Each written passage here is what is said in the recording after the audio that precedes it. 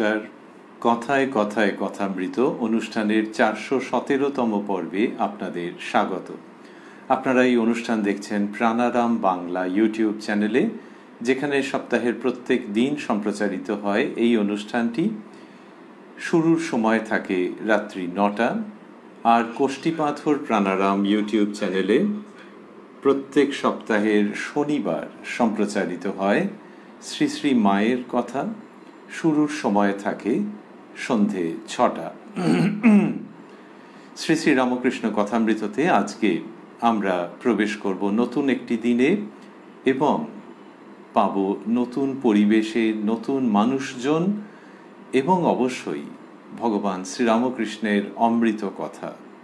প্রবেশ করব শ্রী শ্রী রামকৃষ্ণ কথামৃততে, যার সূচনায় কথামৃতকার শ্রীযুক্ত মহেন্দ্রনাথ গুপ্ত বা শ্রীম বা মাস্টার মহাশয় উদ্ধৃত করেছেন, তব কথামৃতং তপ্ত জীবনং কবিভিরীড়িতং কল্মষাপহং শ্রবণমঙ্গলং শ্রীমদাততং ভুবি গৃণন্তি য়ে ভূরিদা জনাঃ।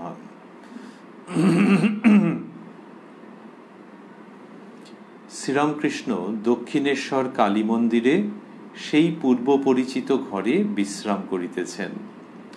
আজ শনিবার 13ই জুন 1885, 32শে জ্যৈষ্ঠ 1292, জ্যৈষ্ঠ শুক্লা প্রতিপদ, জ্যৈষ্ঠ মাসের সংক্রান্তি। বেলা 3টা। ঠাকুর খাওয়া দাওয়ার পর ছোট খাটটিতে একটু বিশ্রাম করিতেছেন। পণ্ডিতজি মেঝের উপর মাদুরে বসিয়া আছেন।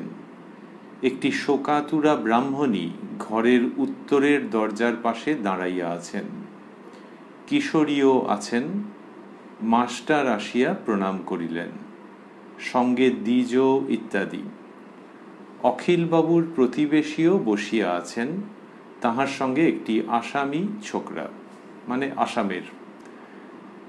এই যে 13ই জুনের প্রসঙ্গ কথামৃতকার বিবৃত করছেন, বলছেন বেলা 3টের সময় এসেছেন এবং ঠাকুর খাওয়া দাওয়ার পর ছোট খাটটিতে একটু বিশ্রাম করিতেছেন। এখন বিশ্রাম আর কোথায়? এই যে ভক্ত সঙ্গে তিনি আনন্দ করবেন, ভক্তদের অবাধ অনুমতি আছে ঠাকুর শ্রীরামকৃষ্ণের ঘরে উপস্থিত হওয়ার।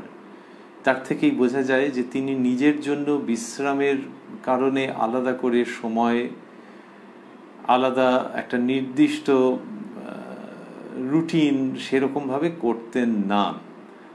বেলা 3টে বলা হচ্ছে, এবারে 13ই জুন, তার মানে গরমকাল। তাহলে 12টার দিকে যদি ঠাকুরের খাওয়া দাওয়া হয়ে থাকে, 12টা সাড়ে 12টার মধ্যে ধরা যাক, তাহলে বেলা 3টের সময় তিনি উঠে পড়েছেন। ওই ঘুম প্রায় ছিলই না বলতে গেলে। তা সেইটাকেই বিশ্রাম বলে, না হলে তো ঘুম। তা মানে টানা ঘুমের সঙ্গে এই বিশ্রামের তফাৎ আছে, বুঝতে পারা যায়। আর ভক্তদের জন্য কথামৃতর বর্ণনা শুনলে মনে হয় যে ওরকম ছিল না কিছু, যে না এই সময়টায় ঢোকা যাবে না। অবারিত দ্বার শ্রীরামকৃষ্ণের। তা গরমকালে লোকে এমনি বলে ভাত ঘুম, সেসব কোথায়। তিনি ঘুম তাড়ানোর অমৃত কথা উচ্চারণ করেন এবং সেই আকর্ষণেই ভক্তবৃন্দ সকাল দুপুর সন্ধ্যা রাত্রি তাঁর কাছে এসে উপস্থিত হতেন এবং এখনো হন। বললেন যে মেঝেতে একজন পণ্ডিতজি বসে আছেন আর একটি শোকাতুরা ব্রাহ্মণী ঘরের উত্তরের দরজার পাশে দাঁড়াইয়া আছেন। মাস্টারমশাই লিখছেন, শোকাতুরা ব্রাহ্মণী কথামৃতের মধ্যে খুবই উল্লিখিত এবং বিশিষ্ট একটি চরিত্র। অন্নপূর্ণা দেবী মেয়ের বিয়ে দিয়েছিলেন, মেয়ের নাম চণ্ডী, বিয়ে দিয়েছিলেন সৌরীন্দ্র ঠাকুরের সঙ্গে, ঠাকুর পরিবারে বড় ঘরে। তারপরে অকালে কন্যা গত হয়। এর যে শোক, সেই শোক সামলানো দুষ্কর ছিল। সেই সময় শ্রীযুক্তা যোগিন মায়ের মাধ্যমে শ্রীযুক্তা শোকাতুরা ব্রাহ্মণীর শ্রীরামকৃষ্ণের কাছে আগমন বা তাঁর জীবনের দিক থেকে দেখতে গেলে শুভাগমন। এই যে শোকাতুরা ব্রাহ্মণী প্রথম কথামৃতের মধ্যে আমরা পাচ্ছি, এটি 13ই জুন 1885 প্রসঙ্গে। এর কথামৃতকার পরে আরো বলবেন, একটু একটু বর্ণনা দেবেন।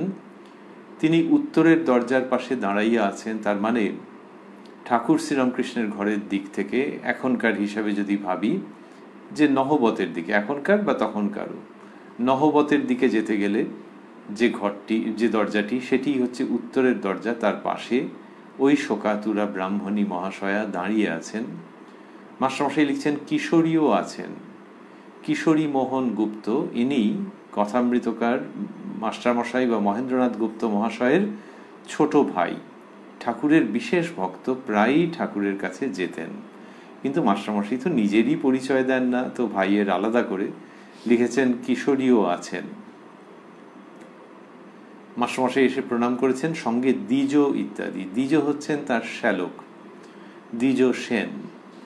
তিনিও ঠাকুরের বিশেষ আশীর্বাদ প্রাপ্ত, কৃপা প্রাপ্ত। অখিলবাবুর প্রতিবেশীও বসিয়া আছেন, তাহার সঙ্গে একটি আসামি ছোকরা। তখন ওই অসমিয়া না বলে ওরকম বলা হচ্ছে। ঠাকুর শ্রীরামকৃষ্ণ একটু অসুস্থ আছেন, গলায় বিচি হইয়া সর্দির ভাব। গলার অসুখের এই প্রথম সূত্রপাত। এই যে তার যে শরীর খারাপ, যেটি তার দেহাবসানের কারণ, সেটির এই সূত্রপাত। এর আগেও আমরা কথামৃতের মধ্যে দেখেছি যে ঠাকুরের গলার কষ্টের কথা আসছে, কিন্তু ওইটাই গলার কষ্ট, দেহের কষ্ট পরবর্তীকালে আরো বেড়েছে। কিন্তু মনের দিক থেকে তিনি শুধু যে অবিচলিত তাই নয়, উত্তরোত্তর যত সময় গড়িয়েছে তত শ্রীরামকৃষ্ণ জীবন যেন নতুন জীবন, নতুন সমাজ, নতুন পৃথিবী, নতুন ব্রত, নতুন মিশন গড়ে দেওয়ার দিকে আরো বেশি সক্রিয় হয়ে উঠেছে। বড় গরম পড়াতে মাস্টারেরও শরীর অসুস্থ। ঠাকুরকে সর্বদা দর্শন করিতে দক্ষিণেশ্বরে আসিতে পারেন নাই। শ্রীরামকৃষ্ণ, এই যে তুমি এসেছ, বেশ বেলটি, তুমি কেমন আছো? তার মানে মাস্টারমশাই একটা বেল নিয়ে গেছেন ঠাকুরের সেবার জন্য। মাস্টার, আগেকার চেয়ে একটু ভালো আছি। শ্রীরামকৃষ্ণ, বড় গরম পড়েছে, একটু একটু বরফ খেও।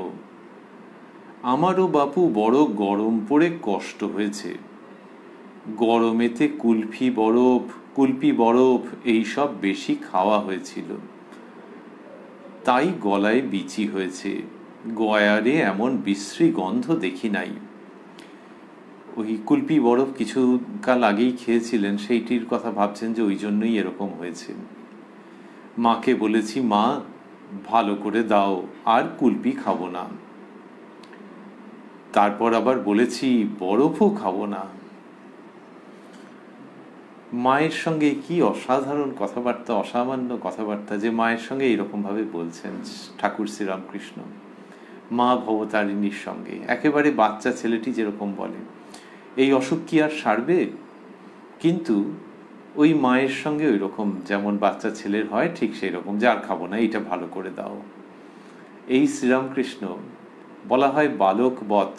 মাস্টারমশাইও লিখেছেন যে বালকের মতো, কিন্তু একটি বাচ্চা ছেলের যে স্বভাব থাকে, তার মতো যেটা, তার সঙ্গে তফাৎ কোথায়? বাচ্চা ছেলে যেরকম করে, যে কোনো দিকে তার আলাদা করে আসক্তি নেই, কামনা বাসনার প্রসঙ্গ নেই, সে যেন কেয়ার ফ্রি, অল্পে সন্তুষ্ট, কোনো একটা জিনিস নিয়ে মেতে আছে, আবার আরেকটা দিকে চলে গেল, তার মানে কোনো একটাতে দৃঢ়ভাবে সে মোহগ্রস্ত হয়ে নেই, এইসব তো শ্রীরামকৃষ্ণের সেই ভাবটা। কিন্তু আসলে ঠিক সেরকম নয়, কারণ বালকের মধ্যে যেটা দেখতে পাওয়া যাচ্ছে সেটা বাইরের দিক থেকে, কিন্তু ভেতরের দিক থেকে সমস্ত সংস্কার থাকে বিভিন্ন রকম। কারোর মধ্যে হয়তো সাধুর সংস্কার, বয়স বাড়ার সঙ্গে সঙ্গে সেই ভাবটা প্রকটিত হলো। কারোর মধ্যে ঘোর বিষয়ীর, যিনি ঘোর বিষয়ী আজকে, তিনি কি ছোট বয়সে ওরকম ছিলেন? না না, হয়তো একটু আধটু প্রকাশ দেখা গেছে কোনো একটা বছর বয়সে, কিন্তু তার আগে তো একদম শিশু। সে তখন থেকে কি ঘোর বিষয়ী টাকা গুনছে, এরকম হবে নাকি? লোকে বলবে যে না, টাকা গোনেনি, কিন্তু ভেতরে ভেতরে ভাবটা তো ছিল, নাহলে আর এলো কোত্থেকে? ওই তো ওর ভাইগুলো আছে, ওদের তো অতটা তারা বিষয়ী নয়, কিন্তু এ তো সাংঘাতিক। তার মানে ভেতরে ভেতরে ছিল। তবে হ্যাঁ, ছোট বইকে তো জন্মাতে দেখেছি, ছোট বয়সে খুব সুইট ছিল, একেবারে আসে আদো আদো কথা বলতো, এত ভালো লাগতো। তো তার মানে হলো কি, যে ওটা সুপ্ত হয়ে থাকছে, কারুর বেশি কারুর কম। শ্রীরামকৃষ্ণ বালক বধ মানে আ জেনুইন বেবি, এর বাইরের দিক থেকেও তাই, আর ভেতরের দিক থেকে যেটা, সেটা বোধহয় বালকেরও ঈর্ষণীয়, যে ওই রকম টান টান, উদার, অমলিন, পবিত্র, সুরভিপূর্ণ যে ভাব, সেখানে তো সংস্কারের নামগন্ধ নেই। তাই ইনি বালকবধ, আবার বালকের থেকেও বেশি পরিশুদ্ধ, একেবারে ফুলের মতো। এবারে উদাহরণ নিয়ে টানাটানি হবে।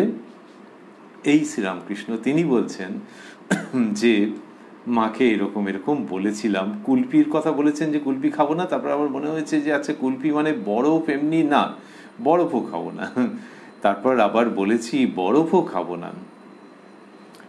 যেখানে শরীরের কষ্ট, ভক্তদের কত তো হৃদয় বেদনা হয়েছে, সেই জায়গাটিতে দাঁড়িয়ে, সেই সন্ধিস্থলে দাঁড়িয়ে যেন এই 13ই জুন 1885 যে শরীরের কষ্টের সূচনা হবে, কিন্তু এই মনের দিক থেকে কি অদ্ভুত কিউট বেবি, এই অদ্ভুত বৈচিত্র্য, বৈপরীত্য, কন্ট্রাস্ট, এই শ্রীরামকৃষ্ণের জীবন। এবং সেই জীবন দেখে তারা তো মুগ্ধ হয়ে গেছেন যারা দেখেছেন। সেই কারণে ঠাকুর শ্রীরামকৃষ্ণের অদর্শনের পর যেন আর নিজেদের ধরে রাখতে পারেননি।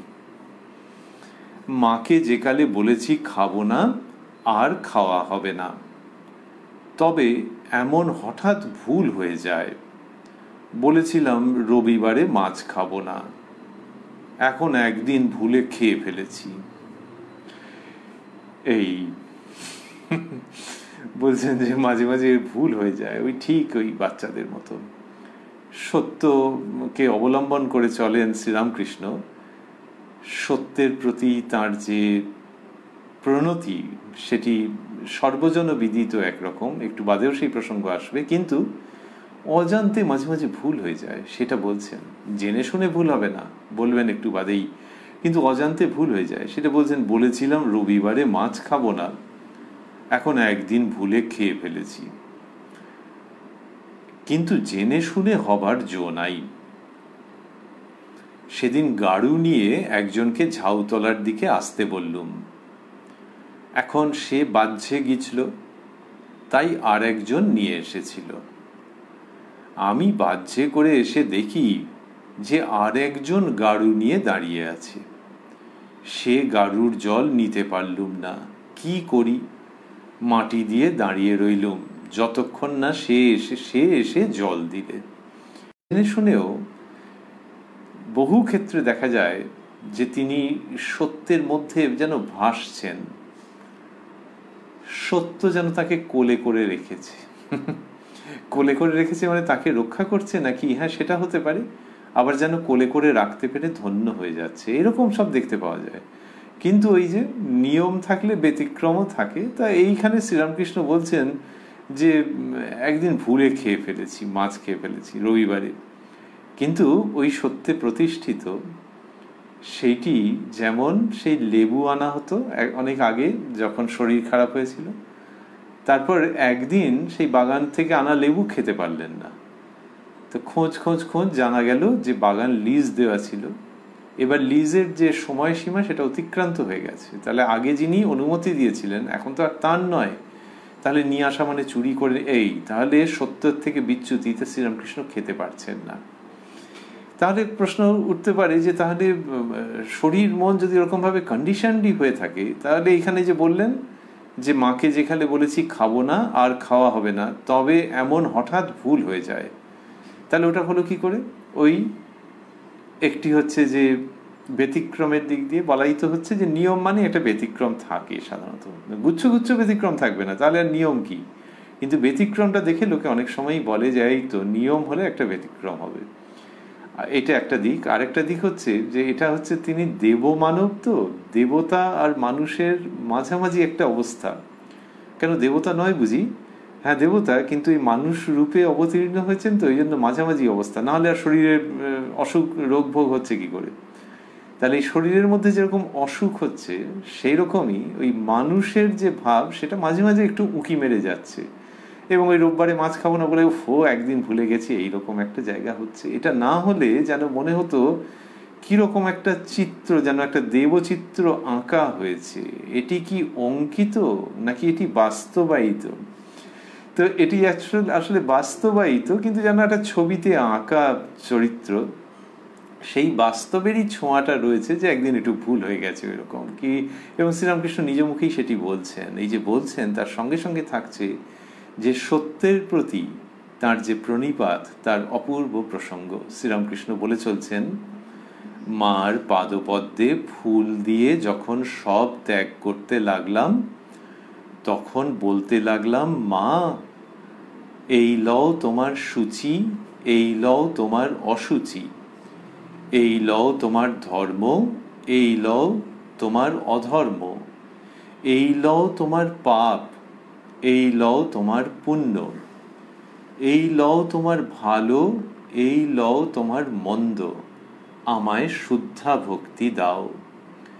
কিন্তু এই লও তোমার সত্য, এই লও তোমার মিথ্যা, এই কথা বলতে পারলাম না। এই যে শ্রীরামকৃষ্ণ বলছেন যে ফুল দিয়ে সব ত্যাগ করছেন, মায়ের পাদপদ্মে ফুল দিয়ে সব ত্যাগ করছেন, ত্যাগ করছেন আবার গ্রহণও করতে চাইছেন। ওই যে বলছেন যে এইটা নাও, এটা নাও, আমাকে শুদ্ধা ভক্তি দাও, আমায় শুদ্ধা ভক্তি দাও। তাহলে কি অপূর্ব দৃশ্য যদি কল্পনা করা যায়, যদি মনোজগতে সেটিকে নিয়ে আসার প্রয়াস করা যায়। যে ফুল দিচ্ছেন, লোকে ফুল দেয়, এমনি পূজারী ফুল দেন যে সবটা ঠিক ঠিক মতো সাজানো হচ্ছে কিনা, বা যখন পুষ্পাঞ্জলি দিচ্ছেন সেটাকে অর্পণ করছেন। এইবারে শ্রীরামকৃষ্ণের হচ্ছে যে ওই ফুল দিতে দিতে এইসব ভাবনা ভাবছেন। তাহলে এটা কি বাহ্য পুজো না মানস পুজো? ওই একটা বাউন্ডারিতে দাঁড়িয়ে আছে, একটা সীমানায় দাঁড়িয়ে আছে, যে বাহ্য পুজোও হচ্ছে আবার মানস পুজোও হচ্ছে। শ্রীরামকৃষ্ণের জীবনে এই সমস্ত দৃষ্টান্তমূলক ঘটনা। তো সেখানে তিনি ফুল দিচ্ছেন আর মনে মনে বলছেন, চাইছেন, কি চাইছেন? যে এইগুলো চাই না, সেটা করে দাও। বলছেন যে তখন বলতে লাগলাম, মা এই লও তোমার সূচি, এই লও তোমার অসুচি। তার মানে হচ্ছে যে সূচি অসুচির বোধ তুমি দিয়েছ, দুটোই, এই যে ফুল দিচ্ছি মা, এর সঙ্গে সঙ্গে দুটোই তোমাকে দিয়ে দিচ্ছি, এটা আমার চাই না। যেন একটা আধার, একটা রাখবার জায়গা, সেখানে আর কত রাখবো? এই সূচি অসুচির বোধ আছে, ধর্ম অধর্মের বোধ আছে, আসল যেটা রাখতে চাই সেটার জায়গা কম পড়ে যাচ্ছে যে মা, সেটি হচ্ছে শুদ্ধা ভক্তি দিয়ে ভেতরটা পরিপূর্ণ করতে চাই। সেই জন্য সূচি অসুচির বোধটা তোমাকেই আবার দিয়ে দিচ্ছি, তোমারই তো দেওয়া। আচ্ছা, সূচিবোধ অসুচিবোধ মানে এটা কিরকম হলো? যে যখন কেউ সেই অবস্থায় থাকছেন ধর্মজগতে যেখানে তার শুচিতার বোধ রয়েছে এবং স্বাভাবিকভাবেই অসুচির বোধও রয়েছে, তাহলে সেটা একটা প্রতিবন্ধক, একটা অন্তরায়। কেন? তাহলে কি একদম নোংরা টোংরা হয়ে থাকবে? তা নয়। প্রথম প্রথম হচ্ছে যে শুচিতা সে আরাধনা করবে, শুচিতাকে সে প্রার্থনা করবে যে শুদ্ধ থাকতে হবে। এইবার অশুচি মানে বাইরের দিক থেকে যেগুলো, যে যদি একজন কেউ ভাবেন যে জামা পরে আছেন, তাহলে সেই জামা, শার্ট পরে আছেন কি পাঞ্জাবি পরে আছেন, শাড়ি পরে আছেন, অন্য কিছু পরে আছেন, ছেলে মেয়ে জামা যাই হোক না কেন, তাহলে সেটা কিরকম হতে হবে? যখন পুজোর আসনে বসছেন তো বলে এটা কি আর বলার অপেক্ষা রাখে নাকি? তখন পরিষ্কার পরিচ্ছন্ন হতে হবে, কাঁচা থাকতে হবে, সম্ভব হলে ইস্ত্রি করা থাকতে হবে নিশ্চয়ই। এবং যদি কেউ একটা বলে যে পড়তে গিয়ে দেখে যে মা এটা তো 2 দিন আগে কার, আরে সরা সরা সরা, এইটা পরে আমি এখন ঠাকুর ঘরে যাব, এইটা পরে এখন আমি মঠে যাব, আচ্ছা। তাহলে এই যে সুচিতার বোধ, কিন্তু সেইটা ধর্মজীবনের প্রাথমিকভাবে দরকার, যে ওটাতে করে মনটা ওই রকম হয়ে যায়, মনটা কন্ডিশন হয়ে যায়। যখন সে সূচিভাবে ওটা করছে তখন মনটা ওই রকম হয়ে যায়।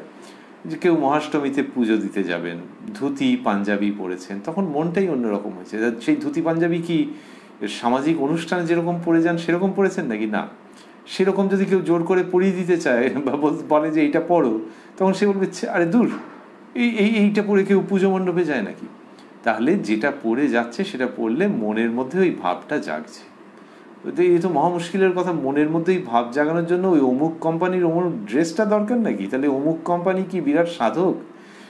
তাহলে এইটা প্রথম প্রথম হচ্ছে অবলম্বন। কিন্তু যখন কেউ আরও এগুচ্ছেন, যখন ওই ঈশ্বরের সঙ্গে ওই ধর্মভাবের সঙ্গে তার আরও নৈকট্য হচ্ছে, তখন এই প্রয়োজনীয়তাটা কমে যাচ্ছে। কমে যাচ্ছে মানে এই নয় যে তিনি একটা বিশাল রংচঙে জামা পরে পরের দিন থেকে যেতে আরম্ভ করলেন, কিন্তু ওই জামাটা অতটা ম্যাটার করছে না। যদি এমন হয়ে থাকে যে ওটা কাঁচা কিন্তু সকালে অল্প সময়ের জন্য পরেছিলেন, তাহলে সন্ধেবেলায় পরে ঠাকুর ঘরে যেতে পারবেন কি না, তখন তিনি ভাবছেন হ্যাঁ কেন পারবো না, এটা তো একেবারে সেই খুব নোংরা হয়ে যায়নি, এরপর কেন পরে যেতে পারবো না। তার কারণ তিনি জানেন যে ধর্মটা আস্তে আস্তে আর ওই জামায় নেই, ওটা ভেতরের দিকে চলে এসেছে, সেই জন্য জামা ম্যাটার করবে না। আবারও ভাবছি যে খুব অপরিচ্ছন্ন একটা, সেটা কোনো অবস্থাতেই, সেটা অনুষ্ঠান বাড়িতেও যাওয়া যাবে না, ঠাকুর ঘরেও যাওয়া যাবে না, কিন্তু আস্তে আস্তে দেখা যাবে যে ওইটা ওই জামায় ওটা সীমাবদ্ধ নয়। এমনকি বর্ষাকাল পাঞ্জাবি পরে হয়তো তিনি করেন, কিন্তু শুকোয় টুকোয় নি, তো একটা ভালো কাঁচা শার্ট আছে, ওইটা পরে ঠাকুর ঘরে কি মঠে যাওয়া যাবে না? হ্যাঁ যাওয়া যাবে, কারণ এ তো কালারটা ডিসেন্ট আছে, তো এমন কিছু একটা বিদঘুটে কালার নয়, কেন পরে যাওয়া যাবে না, তিনি যখন ভাবছেন। কিন্তু তিনি যদি নিজের জীবনের দিকে দেখেন, দেখবেন হয়তো যে 5 বছর 6 বছর আগে এটা ভাবাই যেত না, যে পাঞ্জাবি নেই আজকে যাব আশ্রমে কি ঠাকুর ঘরে বসবো, সে বাড়ি মাথায় করতেন হয়তো যে কেন তোমরা শুকোওনি ইত্যাদি। তো তার মানে এটা ওই ওপরের স্তর থেকে চলে আসছে। তা ওই যে সকালবেলায় যেটা পড়েছিলে একটু হলেও তো ঘাম টাম লেগে গেছে, তা সেটা পরে এখন চলে যাবে? বলে হ্যাঁ হ্যাঁ, ও ঘাম দেখতে হবে, যে ঘাম, দুর্গন্ধ, ক্লেদ, এগুলো যেন মনের মধ্যে না থাকে। আগে আগে ওগুলো করেছি ঠিক, কিন্তু এখন ভেতরের দিকের সন্ধান পেয়ে গেছি, তাহলে তার ওই অসুচির বোধটা কমে গেছে। সূচি অসুচি সম্পর্কে যেটা আগে তীব্র রকমের ছিল, সেইটা এখন কমে গেছে। কমে গেছে কেন? তিনি ভেতরের রাজ্যে আরো বেশি অগ্রসর হতে পেরেছেন, সেই কারণে। এইবার যিনি কিনা একদম ভেতরের রাজত্বেই আছেন, মাকে ফুল দিচ্ছেন আর মায়ের সঙ্গে কথা হচ্ছে, তিনিই বলছেন যে ওই সূচি অসুচির বোধ ওগুলো আর চাই না। সূচি অসুচিতে যেন সমজ্ঞান হয়ে যায়। এবার শ্রীমদ্ ভগবত গীতায় আছে এই প্রসঙ্গ। শ্রীরামকৃষ্ণ তার নিজের জীবনের দিক থেকে খুব সুন্দর করে গল্পের মতো করে নিয়ে আসছেন। তো ওই যে সূচি অসুচিতে যেন সমজ্ঞান হয়ে যায়, যে ইট ডাজন্ট ম্যাটার। তার মানে অসুচিকে আঁকড়ে ধরবেন তা নয়, কিন্তু কোনো কারণে যদি ওটা হয় তাহলে অসুবিধা হবে না। অন্য দিক থেকে উদাহরণ দিতে গেলে, যে জুতো খুলছেন কেউ, এইবারে জুতো খুলে, জুতোটা টাইট আছে, ছেলেদের ক্ষেত্রেই যদি ভাবা যায়, যে জুতো খুলে মন্দিরে ঢুকবেন তিনি, আচ্ছা জুতোটা হাত দিতে হয়েছে, দিয়ে খুলেছেন, খুলে তারপর এবার জলের সন্ধান করছেন, এই দেখো কাণ্ড, এইখানে তো জল নেই, আর একটা কল রয়েছে সেই দিয়েও জল পড়ছে না, এখন কাকে ডাকবো, আর এটা বলতেও খারাপ লাগে, ওদিকে আরতি শুরু হয়েছে। এই অবস্থায় যদি তিনি ঢুকে যান, তাহলে কি বিরাট একটা খারাপ কাজ হবে। এমনিতেই হাতে তো কত ধুলো এসে লাগছে, এখন লোকে স্যানিটাইজার দিয়ে কুল করতে পারছে না, তাহলে জুতোয় হাত দিলেই সাংঘাতিক রকমের হয়ে গেল। জুতোতেই ধুলো আছে, জামায় ধুলো নেই বুঝি? তা এই কিন্তু ওই প্রাথমিকভাবে দরকার ছিল, কিন্তু আস্তে আস্তে যদি এটাতে অভ্যস্ত হয়ে যায় মানুষ, তাহলে দেখবে যে না, এর মধ্যে তো কোনো অসুবিধা নেই। বরং দেখতে হবে যে মনের দিক থেকে ঠিকঠাক আছে কিনা, আরতিতে যাওয়ার একটা প্রেরণা রয়েছে ভেতরে, মনটাও খুব শুদ্ধ থাকছে কিনা, ভেতরে ওখানে থাকার সময় বাইরে বাড়িতে চলে এসে সবসময় মন শুদ্ধ থাকছে কিনা, এইটাই, দিস ইজ দ্য কি পয়েন্ট। জুতো কতটা পরিষ্কার রইল আর জুতোতে কাদা লেগে আছে না মুখ দেখা যাচ্ছে, ওই ব্যাপারটা আস্তে আস্তে গৌণ হয়ে যাচ্ছে। শ্রীরামকৃষ্ণ দেখাচ্ছেন যে ওই সূচি অসুচির বোধ চলে যাওয়াটা ওই রকম ধীরে ধীরে স্বাভাবিকভাবে চলে যাওয়া, এবং সেটি ভারী অদ্ভুত অবস্থার সৃষ্টি করে। তা তিনি বলছেন যে মা, এই লও তোমার সূচি, এই লও তোমার অসুচি, এই লও তোমার ধর্ম, এই লও তোমার অধর্ম। ওরে বাবারে, এটা তো আরেক রকম হয়ে গেল, আরেক মাত্রায় চলে গেল। ওই অধর্ম মানে ওইটাই যে লোকে তো এমনিতে বলে যে জুতোয় হাত দিয়ে তারপর দেখো মন্দিরে গেল, হাত ধোয়া নেই, কিছু নেই, একবারে অধর্ম। তা নয়। বিদেশে বহু হিন্দু মানুষ তারা অভ্যস্ত যে জুতোয় হাত দিয়ে তারপরে ও দিব্যি মন্দিরের মধ্যে চলে গেছেন, সেখানে এটা ভাবাই হয় না, এটা অভ্যেসের মধ্যেই আর নেই।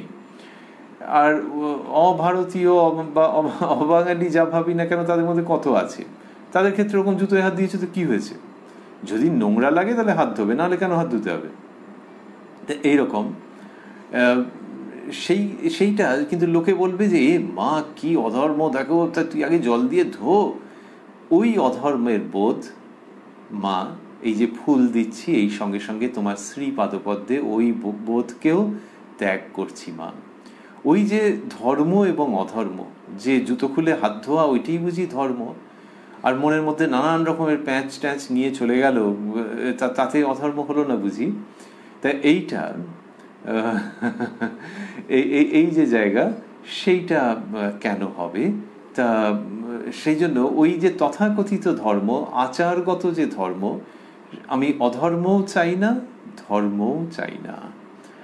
আমি তাহলে কি চাই? আমি তোমার পাদপদ্মে শুদ্ধা ভক্তি চাই। তার মানে যিনি কিনা ওই সমস্ত অত খুঁটিনাটি কিছু ভাবলেন না, যিনি কিনা হুড়মুড় হুড়মুড় করে একবারে উঠলেন, সিঁড়ি দিয়ে উঠে মন্দিরে প্রবেশ করলেন, তখন সবে আরতি আরম্ভ হয়েছে হয়তো, যিনি কিনা স্নিগ্ধ আলোয় দেবতার বা দেবীর শ্রীমুখ দর্শন করতে আরম্ভ করলেন, আর তার সঙ্গে চুপি চুপি গোপনে গোপনে কথা হতে শুরু করলো যে তোমাকে দেখার জন্যই ছুটোছুটি করে এসেছি আর তুমি নিয়ে এসেছো। ওই সব বাস, টোটো, অটো, কত কাণ্ড করে এসেছি, মনের মধ্যে যেন একটু একটু সেগুলোর উঠছে ফুট, যে ভাগ্যিস এখন এসে তোমার মুখখানি দেখতে পাচ্ছি। আর তাকেও মনে হচ্ছে তিনি যেন হাসছেন যে তোকে ঠিক সময় নিয়ে এসছি কিনা বল। এই যে তার সঙ্গে যে ভাব, এই ভাব যত হবে তত ঠিক ঠিক হবে, আর তত মনে হবে ওই যে জগতের লোক, দ্য ম্যাডিং ক্রাউড, সে যে বলে এটা ধর্ম, এটা অধর্ম, এটা হলে তোমাকে খুব ভালো বলবো আর ওটা হলে ছ্যাঁছ্যাঁ করবো, ওইখানে কান বন্ধ করে রাখবো। আসলে তাদের দোষ নেই, আমারই তো মনের মধ্যে ওগুলো ঢুকে আছে। তা এই যে মা সকালবেলায় তোমাকে ফুল দিচ্ছি, এই ফুলের সঙ্গে সঙ্গে তোমাকে তোমারই দেওয়া ওইসব ভাব, ধর্ম অধর্ম, ওইগুলো তোমার পায়ে দিয়ে দিলাম মা। এই লও তোমার ধর্ম, এই লও তোমার অধর্ম, এই লও তোমার পাপ, এই লও তোমার পুণ্য। এও ওই অর্থে যে পাপ পুণ্য জাগতিক অর্থে যেটা বলেন হয়, পুণ্য কথাটাকে যদি একেবারে বাদও না দিই, পুণ্য টুণ্য যা কিছু আছে সবই মা তোমাকে নিয়ে। তোমাকে নিয়ে থাকাটা, তোমার কথা ভাবা, তোমার মধ্যে মগ্ন থাকা, সেটাই যদি পুণ্য শব্দটাকে রাখতে হয় তাহলে সেটাই। আর বাদবাকিগুলো ভুল, বাদবাকিগুলো বিক্ষেপ। এই যে পুণ্য, এই পুণ্য মা সেই অর্থে হলে ঠিক আছে, কিন্তু জগতের লোক যেরকম ভাবে বলে এটাতে পাপ হবে, ওটাতে পুণ্য হবে, এরকম ভাবে এটা করো, এরকম ভাবে এরকম করো তাহলে পুণ্য হবে, এইসব ধারণা রাখলে ওই শুদ্ধা ভক্তির জন্য জায়গা রাখবো কোথা থেকে? যখন লোকে চরণামৃত খাচ্ছে তখন এখন চরণামৃত খাচ্ছে নাকি, কেউ কেউ বলবেন এই আবার কি শব্দ, ধারণ করছে। এইখান থেকে ওই পাপ পুণ্যের ব্যাপারটা আসছে। তাহলে প্রাথমিকভাবে এইগুলিকে নিয়ে চলতে হয়। আচ্ছা, যখন হলো, তারপরে হাতে নিয়ে একটা আঙুল একটু বেঁকিয়ে নিল যে দিস ইজ সামথিং স্পেশাল, এমনি কিছু খাওয়ার মতো নয়। এটা তাহলে প্রথম প্রথম মনকে কন্ডিশন করবার জন্য। আবার যখন খাচ্ছে তখন শ্রুত করে একটা আলাদা আওয়াজ করলো। আচ্ছা, আওয়াজটা না করলেও তো হতো, কিন্তু ওটা করছে, তার মানে হচ্ছে যে আমি পবিত্র কিছু গ্রহণ করছি। চরণামৃত পবিত্র, কিন্তু পবিত্র কিছু যদি জল খাওয়ার মতো করে খেতে, তাহলে না, মনের ওপরে ওটা ইমপ্রেস করবার জন্যে, যে এটা যেন খেয়াল থাকে যে আমার এটা সৌভাগ্য যে আজকে চরণামৃত আমি পেলাম, প্রাপ্ত হলাম, সেই জন্য ওটা করা।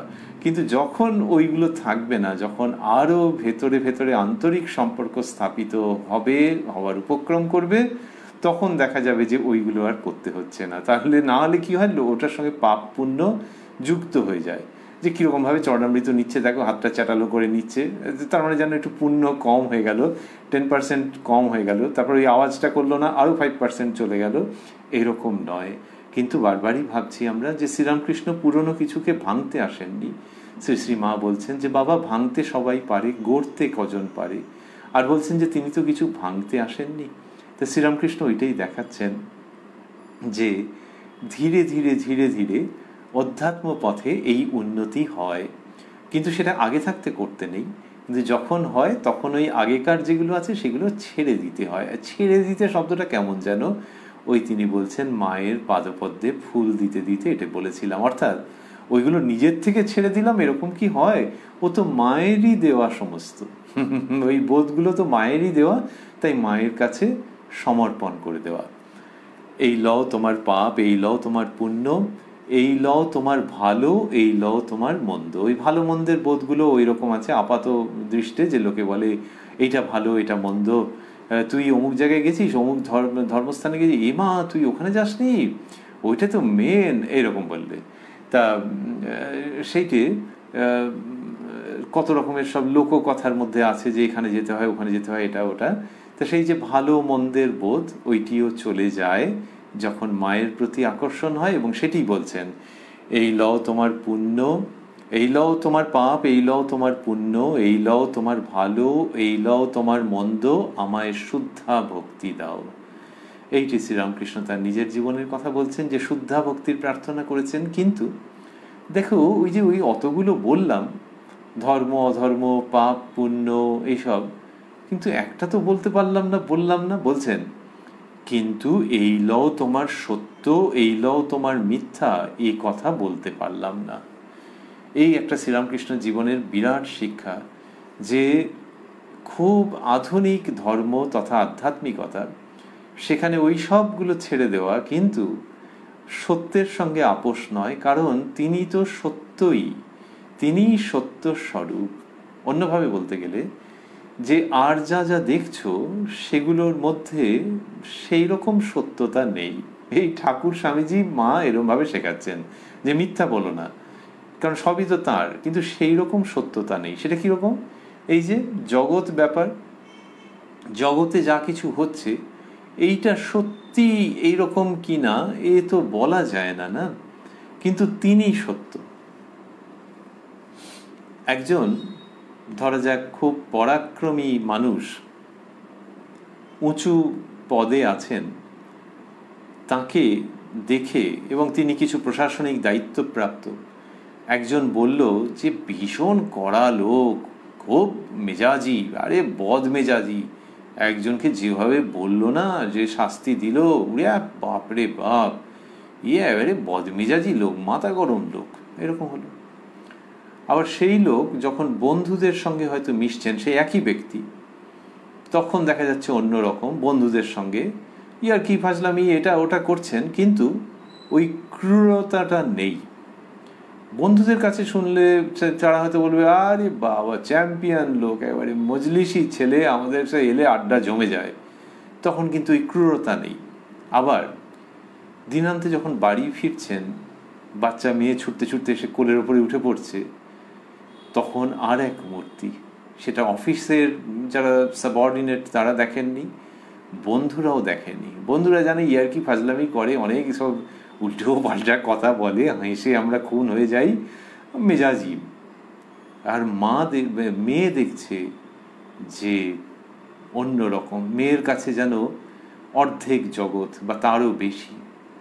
সেখানে অফিসের মতো ক্রূরতা নেই, বন্ধুদের সঙ্গে যে ডাইলিউশন, যে ফাজলামির সম্পর্ক, সেটা নেই, অন্যরকম। তাহলে এই লোকটা কীরকম? বলতে পারা যাবে না। বলতে পারা যাবে না।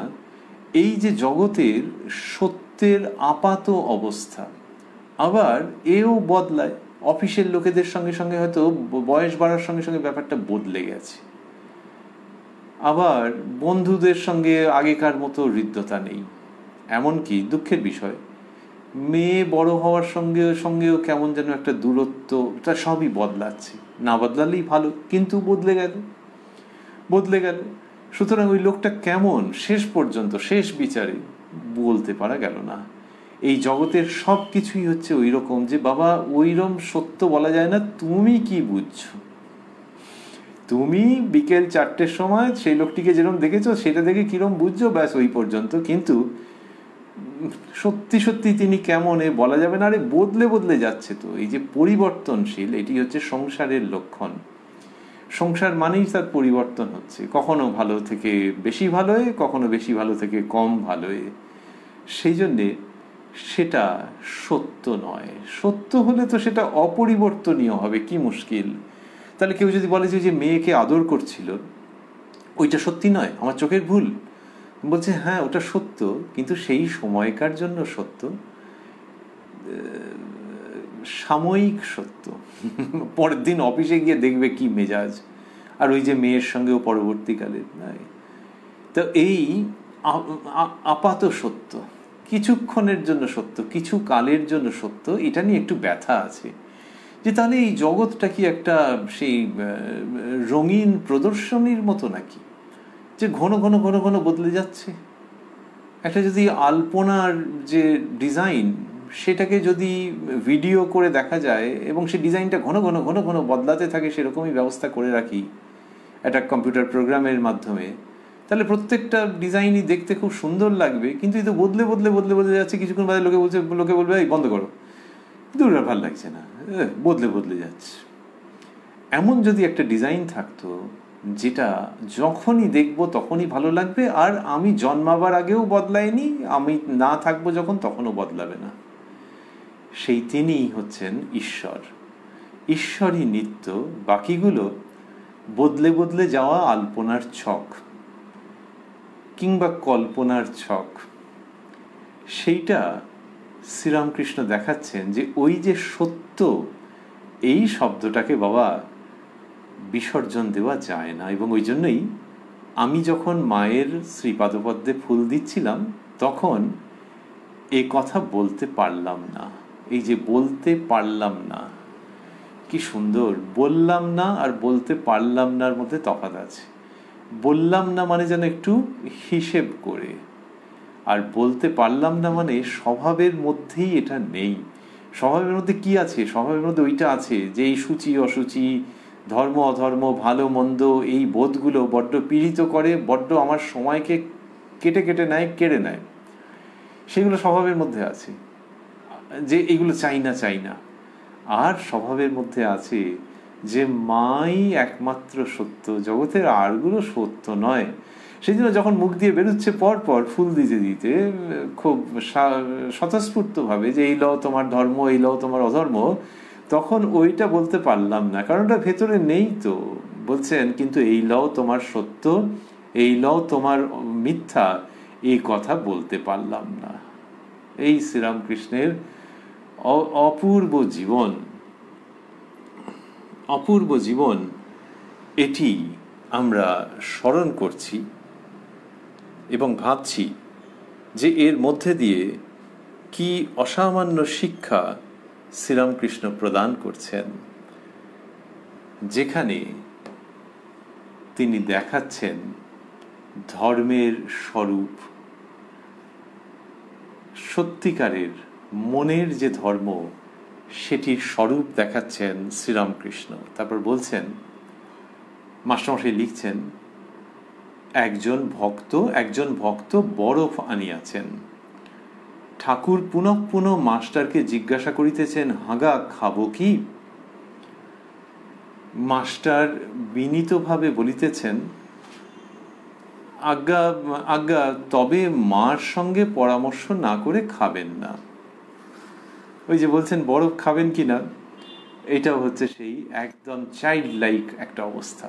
এইসব চাইল্ড লাইক ইত্যাদি আমরা বলি বটে, সে ইংলিশে বলি, বাংলায় বলি, কিন্তু ওই যে চাইল্ড কীরকম হওয়া হলে ভালো হয়, সেইটা শ্রীরামকৃষ্ণকে দেখলে বোঝা যায়, তাকে অনুধ্যান করলে কতক কতক আন্দাজ করা যায়।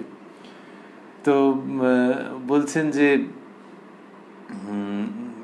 ঠাকুর পুনঃ পুনঃ মাস্টারকে জিজ্ঞাসা করিতেছেন, হাগা খাবো কি? কেন জিজ্ঞেস করছেন? এই যে আগে বললেন যে মায়ের সঙ্গে কথা হয়েছে, ওই যে মায়ের সঙ্গে কথা হয়েছে, আবার ওই দেব মানব মাস্টারমশাই সামনে রয়েছেন, আর ঠাকুরের ওগুলো খুব পছন্দ ছিল।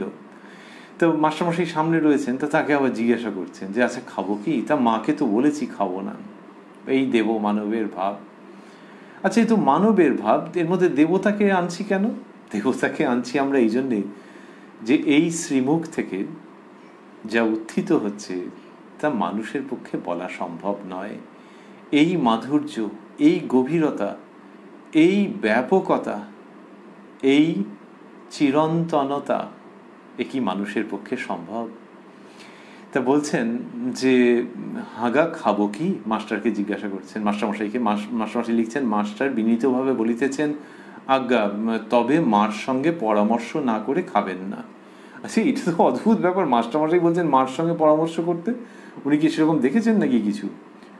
দেখার থেকেও বেশি ঠাকুর যেভাবে মাতৃনির্ভর, যেভাবে মায়ের সঙ্গে কথা বলেন, কত দৃষ্টান্ত আছে মাস্টারমশাই সেখানে উপস্থিত, যে ঠাকুর মায়ের সঙ্গে কথা বলছেন, এবং সেই কথা বলছেন যেভাবে, তাতে বোঝা যায় যে সত্যি সত্যি মায়ের সঙ্গে তার অপূর্ব যোগাযোগ রয়েছে, সেই যোগাযোগটা চলছে, সেইখান থেকেই মায়ের সঙ্গে কথা বলছেন। এমনিতে যদি কেউ একটা ঘরে কথা বলেন আর পাশের ঘর থেকে সেটা শোনা যায় যে উনি কারোর সঙ্গে একটা কথা বলছেন, মানে ঘরে আরেকজন কেউ আছেন, পুরুষ নারী যেই হোক, বোঝা যায় যে কথা বলছেন তিনি।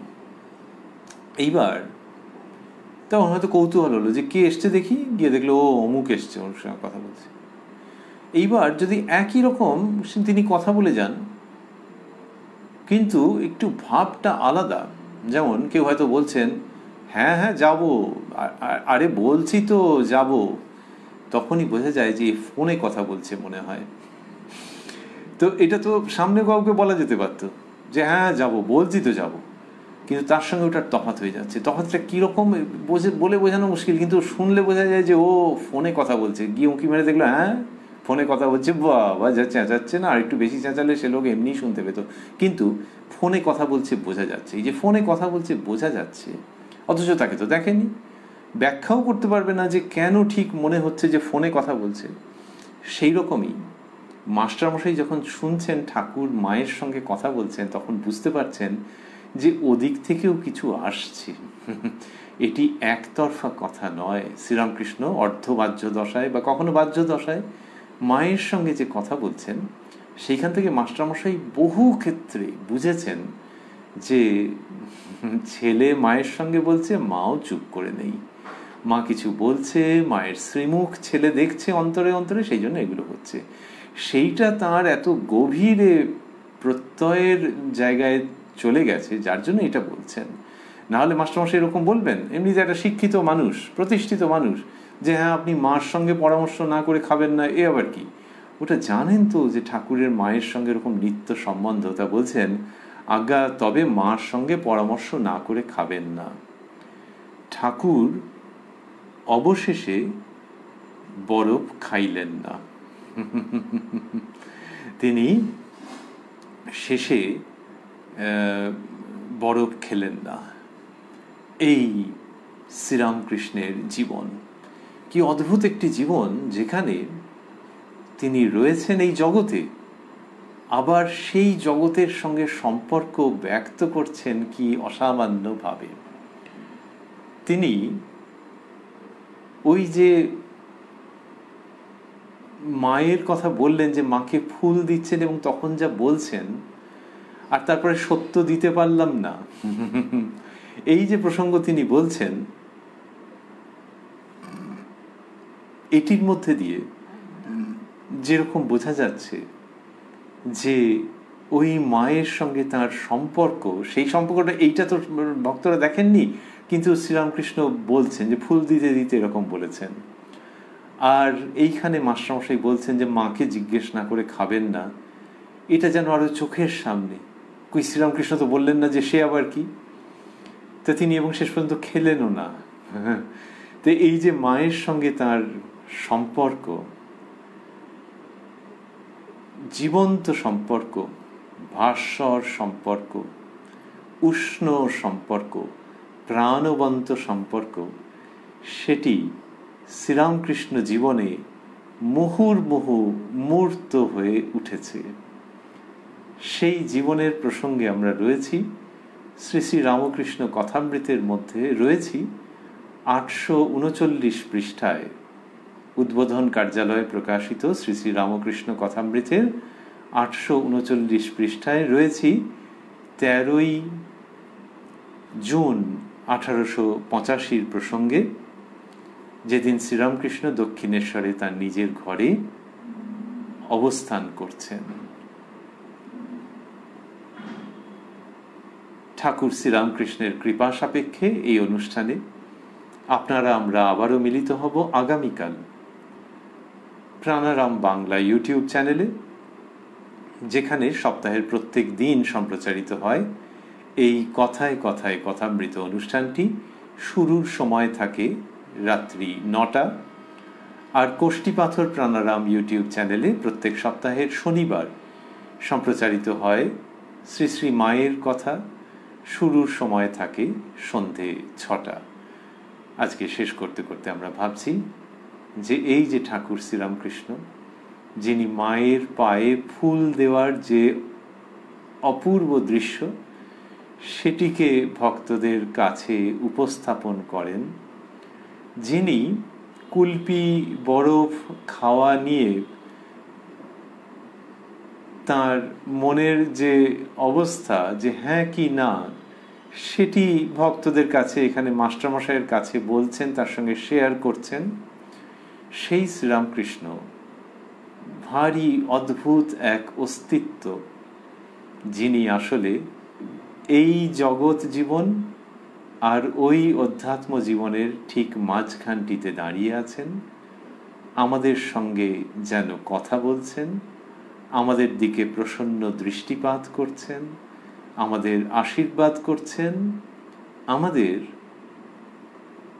ইঙ্গিত করছেন তার চাউনির দ্বারা যে এই জগতের মধ্যে থেকেই একটু ভাবনা চিন্তা করতে থাকো, রসদ সংগ্রহ করতে থাকো, আর ধীরে ধীরে ধর্মপথে বড় হয়ে ওঠো, যাতে ওই জগতের মাধুর্যপূর্ণ অমৃতের স্বাদ গ্রহণ করে এই জগৎ জীবনকে, এই বেঁচে থাকাকে সার্থক করতে পারো, ওই অমৃত লোকের অধিকারী হয়ে।